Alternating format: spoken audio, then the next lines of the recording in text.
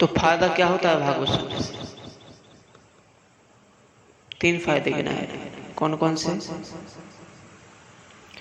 वेद्यम वास्तवमत्र वस्तु शिवदम तापत्रयोन्मूलनम्। अत्र वास्तव वस्तु वेद्यम। इसको श्रवण करने से वास्तव वस्तु का बोध होता है। वास्तव वस्तु क्या होती है? बोले वास्तवो जीवः, वास्तवी माया, वास्तवम जगत। जीव जगत और माया, इन सबको वास्तव माना गया है। तो तुम्हें जीव जगत और माया के स्वरूप का ज्ञान हो जाएगा। ज्ञान होने से क्या होगा? बोले से वेदम।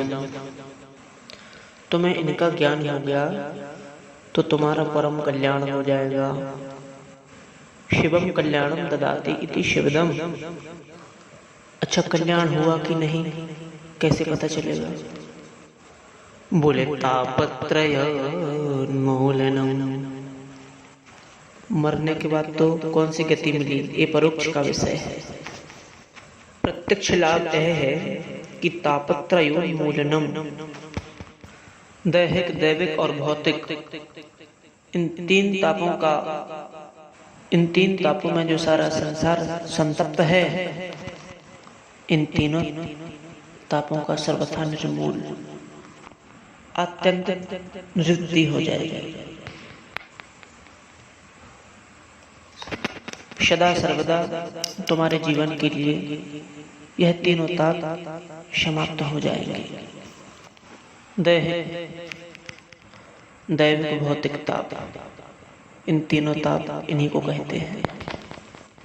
दैहिक, दैविक, भौतिक। दैहिक ताप माने देह से जो उत्पन्न हुआ। दैहिक ताप 2 प्रकार के होते हैं, शारीरिक और मानसिक। शरीर में रोग व्याधि हो गई, ये शारीरिक ताप है। फोड़ा, फुंसी, ज्वर आदि आ गया, यह शारीरिक ताप।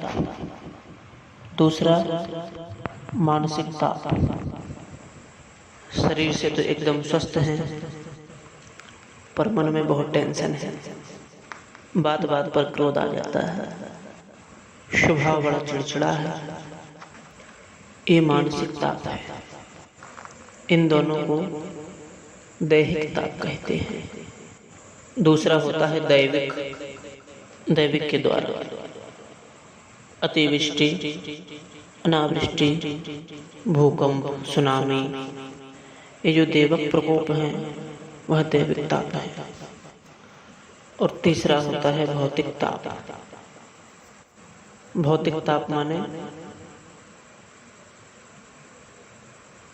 भूत प्राणियों से प्राप्त, जैसे बिच्छू ने काट लिया, सांप ने डस लिया, शेर भालू घर में घुस आया, या जंगली हाथी ने घर तोड़ दिया, यह भौतिक ताप कहलाता है। तो दैहिक, दैविक, भौतिक तापा राम राज काहू नहीं व्यापा। राम जी के राज्य में यह तीनों ताप कभी किसी को व्याप्त ही नहीं थे। 11,000 वर्ष तक भगवान राघवेंद्र ने ऐसा अद्भुत राम राज्य स्थापित किया कि आज तक उसकी चर्चा चल रही है।